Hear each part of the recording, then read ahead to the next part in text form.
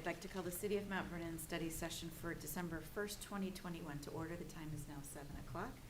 First up is item A public hearing regarding floodplain management standards, and Rebecca Lowe from Development Services is here for the item. Rebecca. Thank you, Mayor. Good evening, Council.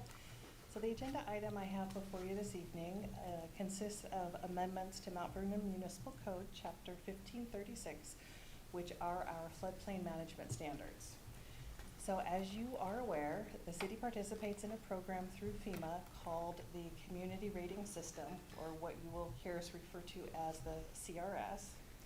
The CRS is a voluntary program that requires floodplain management practices that exceed what is otherwise required under the National Floodplain or National Flood Insurance Program, or our NFIP. One of the greatest incentives to participate in the CRS program is that city residents receive a discount on their flood insurance. So every 5 years, FEMA completes a comprehensive community assistant visit, our CAV, you'll hear us call it. And I know you've heard me say this before, they make it sound a little bit different than it really is, because actually what it is a very intensive audit of all of our floodplain development permits, our practices, and our record keeping with regard to floodplain issues that we deal with. The results of the audit directly correlate to the flood insurance discounts that our city residents receive, which is why we take this, of course, very, very seriously. And we always have a emphasis, we always want to get things right and track things, but if something was going to be maybe put off a little bit because it wasn't more important, it's not these types of permits. These are always handled first and cataloged and archived before anything else is, just because they are so highly scrutinized by FEMA. So with our last comprehensive CAV, and I say comprehensive every 5 years because we actually have a CAV every year, but the intervening years are CAV lights. So there's a much a smaller amount of information that FEMA looks at and documentation that we verify what we're doing. So during our 2016 CAV, at that point in time, there were 897 flood insurance policies throughout the city. These policies resulted in approximately $218 million worth of flood insurance that was in force throughout the city. We were receiving, or our residents and property owners were receiving a 20% reduction in flood premiums. On average, if we took all the premiums, this saved each policyholder $228,000.45 per year. But in total, it was about $205,000 per year that was saved because we participated in this program. As part of this year's CAV, FEMA identified the amendments to our Mount Vernon Municipal Code that are before you this evening. And I was going to go through just a brief summary of what these are, and I'm happy to answer additional questions if there are any. And these are really roughly, they're outlined in the memo that was before council as well. The first one is that we've added a cumulative 10-year requirement for substantial improvements and substantial damages. Right now, we don't look at those cumulatively. FEMA's requiring that we do that. I know Skagit County does that, and the town of LaConner. I'm not sure what the other cities in Skagit County do. Clarifying that equipment for residential construction is required to be elevated at least 1 foot above the base flood elevation. Of course, you can imagine in flood times that we just recently had one.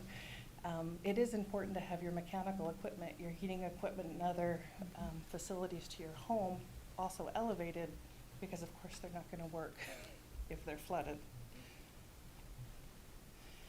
The additional 4 items, FEMA is requiring that we specify that non-residential construction must be dry flood proofed versus wet flood proofed. And wet flood proofing you'll see on buildings, mostly residential, where they have the flow through vents. So that allows flood water to go through and That's wet floodproofing. Dry floodproofing isn't allowed for residential structures, but it is for commercial structures. And you see that when you see the channels indoors and different type of material that comes up to the base flood elevation. Those are dry floodproofing. So they wanted to make sure that that was very clear in our code what is required.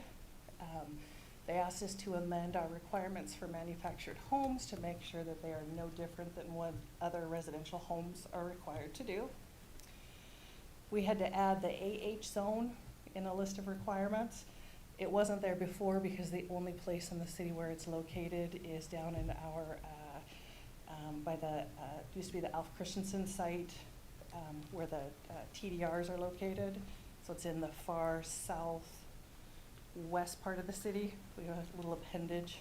We've got a small piece of AH zone that for whatever reason hadn't been mentioned in the code before. And adding a requirement in the AA zones that states that adequate drainage paths around structures on slopes is required to guide floodwaters around and away from structures. So, in summary, these were the requirements and the changes that are before you in the draft ordinance. The Planning Commission held a public hearing on these code amendments on November 16th and made a unanimous motion that City Council, they recommended that you approve these code amendments. The procedural requirements for SEPA and commerce and other items that we have to do by state law have been completed. And as such, staff is recommending that City Council approve the amendments before you this evening. Lisa, Rebecca, thank you. I'll open it for questions in a minute. Just to be clear, in my mind, these are things that came up through an audit from FEMA, and they're requiring us to add these to our regulations so that we keep the same level of rating. Would that be fair to say? That's absolutely correct. If we don't make these changes, we will get a different rating, and our flood policy holders will be paying more than they currently do for their flood insurance. Okay, just making sure that I was tracking that. All right, questions for Rebecca on this particular item? And before, because we do have to have a public hearing on this, if I'm not forgetting, which I almost did. So any questions before we open the public hearing? All right, thank you. We'll go ahead and open up public hearing regarding amendments to our floodplain regulations, and seeing as I don't believe there's anyone here to speak, we'll go ahead and close the public hearing regarding that. Any questions from council? I'll just note that I had a few questions. I sent them off to Director Phillips, and he worked with the staff to, give me some background information, send me some links about some just definitions and construction practices. It was very educational, so I want to thank staff for that. And I'd be happy to make a motion. I don't have it in front of me. I'll stop and let somebody else who does have it in front of you. It would be ordinance 3841 is the next number. Motion to approve that ordinance. I'll second that. That was a motion then. You made a Okay, motion, great. yeah. All right. Motion by Richard and a second by Mary. All those in favor, please signify by saying aye. Aye. Any opposed, same sign. Motion carries. Thank you. Thank you, Rebecca. Thank you. Thank you, and the staff, for all the work on that, because it's a benefit for our community. All right, item B is the adoption of a resolution. It was a mayoral proclamation we recently made, and I'll have our city attorney, Kevin Rogerson, introduce this for you. Thank you, Mayor. Members of City Council, before you is a resolution which, if adopted, would be, I believe, Resolution 1003. Unless you're out of town or living in a hole, you probably recognize that we had a flood event the last couple of weeks. And as a result of the imminent threat of disaster or emergency, the mayor executed the emergency powers entitled to the office through state law and our emergency ordinances. The code requires that at the earliest practical time, the legislative body ratify or approve the declaration, which we do through resolution.